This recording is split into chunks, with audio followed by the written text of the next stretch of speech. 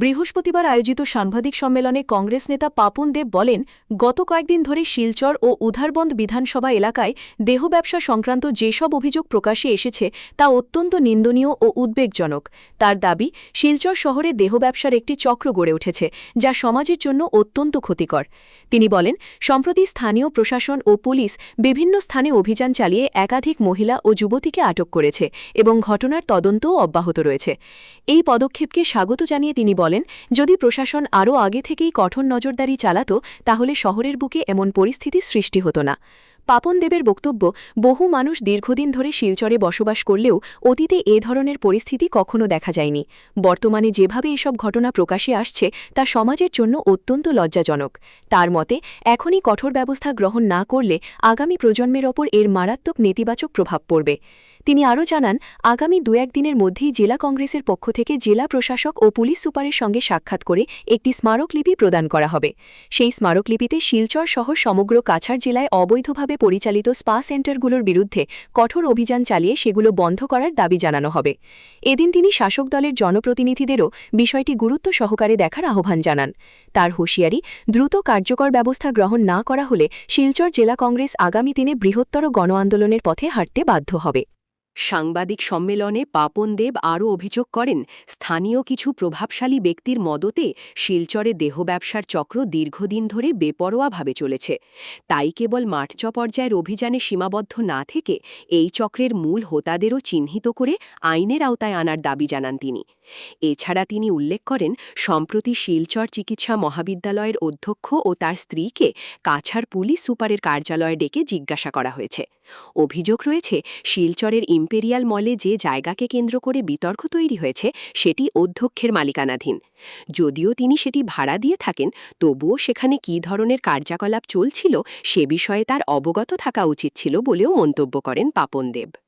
বর্তমান অধ্যক্ষ দীর্ঘ 5 থেকে 6 বছর ধরে একই পদে বহাল রয়েছেন বলেও প্রশ্ন তোলেন তিনি। তার দাবি, এই পদটি স্থানান্তরযোগ্য হওয়া সত্ত্বেও কেন এতদিন একই ব্যক্তি ওই পদে রয়েছেন তা নিয়েও তদন্ত হওয়া প্রয়োজন। একই সঙ্গে তিনি অভিযোগ করেন, বর্তমানে শিলচর চিকিৎসা মহাবিদ্যালয় ও হাসপাতালের পরিষেবার মান অত্যন্ত খারাপ। বিভিন্ন বিভাগে চিকিৎসকের সংকট, রোগীদের ওষুধ না পাওয়া এবং নানা ধরনের অনিয়ম ও দুর্নীতির অভিযোগ রয়েছে। এইসব বিষয়েরও নিরপেক্ষ তদন্ত হওয়া উচিত বলে তিনি দাবি করেন। সবশেষে কংগ্রেস নেতা পাপন দেব বলেন, ইম্পেরিয়াল মলকাণ্ডে যদি শিলচর চিকিৎসা মহাবিদ্যালয়ের অধ্যক্ষের কোনো ধরনের সংশ্লিষ্টতা প্রমাণিত হয় তাহলে তাকে আইনের আওতায় এনে কঠোর আইনানুগ ব্যবস্থা গ্রহণ করতে হবে। পাশাপাশি গোটা ঘটনার নিরপেক্ষ তদন্তের মাধ্যমে প্রকৃত দোষীদের বিরুদ্ধে কঠোর ব্যবস্থা নেওয়ার দাবি জানান তিনি। এদিকে প্রশাসন বিগত দিনে অভিযান চালিয়ে যেসব ভুয়ো চিকিৎসকদের আটক করেছে তার জন্য প্রশাসনকে ধন্যবাদ জ্ঞাপন করেছেন কংগ্রেস নেতা পাপন দেব। দেহ ব্যবসা যেভাবে শিলচর শহরের ভিতরে হার্ট অফ দ্য সিটি ইম্পেরিয়ালগুলোতে আমরা দেখতে পেয়েছি যে প্রশাসনের মাধ্যমে পুলিশ প্রশাসন ওইখানে অনেক মহিলাদেরকে অ্যারেস্ট করেছে বা এখনও এনকোয়ারি চলছে। বর্তমানে যে প্রশাসন দেখতে পেয়েছি যে যেভাবে ওরা স্টেপ নিচ্ছে বা খুব ভালো পদক্ষেপ বা স্টেপটা খুব সুন্দর নিচ্ছে, আমরা ওদেরকে ধন্যবাদ জানাই। কিন্তু ওইটা যদি আরও আগের থেকে যদি প্রশাসন যদি সজাগ থাকতো, এইভাবে আমার মনে হয় কিছুটা বন্ধ থাকলো না। এইসব জিনিস যদি বন্ধ না হয়, আমাদের আগামী প্রজন্ম যারা ছেলেমেয়েরা যারা আছে বসবাস করে এইখানে বা আমাদের নেক্সট জেনারেশন যারা এইভাবেই থাকে, যে আমরা নেক্সট জেনারেশন কী হবে, আমরা এটা একটা চিন্তার বিষয়।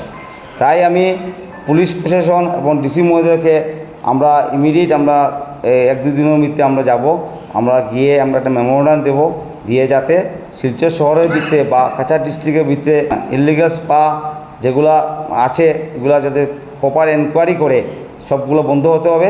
আমি শিলচর শহরে বা কাছাড় ডিস্ট্রিক্টে বর্তমানে যে বিজেপি সরকার যারা আছেন, যারা এখানে যারা জনপ্রতিনিধি যারা আছেন, আমি ওদের কাছে আমি রিকোয়েস্ট করব, আপনারা যেহেতু আপনাদের সরকার এখন, আপনারা এটা স্টেপ নেন ইমিডিয়েট। আর যদি আপনারা স্টেপ নিয়ে এগুলো যদি বন্ধ না করতে পারেন, কিন্তু আমরা শিলচর জেলা কংগ্রেসের পক্ষ থেকে আমরা এটা বিরাট একটা আন্দোলনে নামবো আমাদের নেক্সট জেনারেশনের সাথে। লোকাল যারা রাজনীতি করে যারা, ওদের যদি সাপোর্ট যদি না থাকে, এটা আমার মনে হয় না কেউ এত বড় সাহস পাবে। কালকে দেখেছি যে আমাদের বর্তমানে যে প্রিন্সিপাল শিলচর মেডিকেল কলেজের, উনাকে এবং ওনার মিসেসকে শিলচর এসপি অফিসে ডাকা হয়েছে এবং তদন্ত চলছে। এই ইম্পিরিয়াল ব্লুতে যে আপনার এই স্পা যার জায়গাটা শুনতে পেরেছি উনার, আজকে যদি ওনার যদি জায়গা হয়ে থাকে তো ওনার জায়গাটা যদি উনি বাড়া দেন, নিশ্চয়ই উনি জানা উচিত যে এটা কী কারণে উনি বাড়া দিচ্ছে, যে এখানে কী চলছে। উনি যদি ভাবেন যে না আমি এখন প্রিন্সিপাল হয়ে গেলাম শিলচর মেডিকেল কলেজের আর আমি দেব সব সত্যি, তা নয়। আপনারা আরেকটা জিনিস মনে রাখবেন, এই যে বর্তমানে যে প্রিন্সিপাল আছে বিগত 5 থেকে 6 বছর হয়ে গেছে উনি শিলচর মেডিকেল কলেজের প্রিন্সিপাল, উনার পিছিয়ে এত বড় বেকিংটা কী? আজকে আমরা যেটা জানি এই জবটা হলো ট্রান্সফারেবল জব, ম্যাক্সিমাম 3 বছর মানুষ ট্রান্সফার হয়, কিন্তু উনি আজকে 5 থেকে 6 বছর হয়ে গেল আজকে শিলচর মেডিকেল কলেজে উনি প্রিন্সিপাল।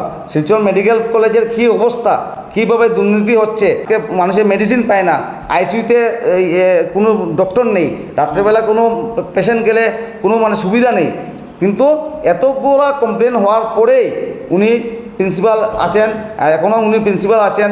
আর এখন যেটা আমরা খবর পেয়েছি যে এই যে ইম্পিরিয়াল ব্লুতে যে স্পা যেটা আছে ওটা শুনতে পেরেছি যে উনার যদি এটা হয়ে থাকে তো অতি সত্ত্বর আমরা প্রশাসনের ওকে আমরা বলবো যে এই মলগুলা এই দোকানগুলো যাতে সিল করা হয়, আইনের আওতায় ওনাকে আনে জিজ্ঞাসাবাদ করে যদি উনি দোষী থাকেন ওনাকে অতি সত্ত্বরে অ্যারেস্ট করা হোক। আর সরকারের কাছে আমরা রিকোয়েস্ট করব এবং দাবি জানাবো যে অতি সত্ত্বরে শিলচর মেডিকেল কলেজ থেকে এই প্রিন্সিপালকে যাতে সরানো হয়।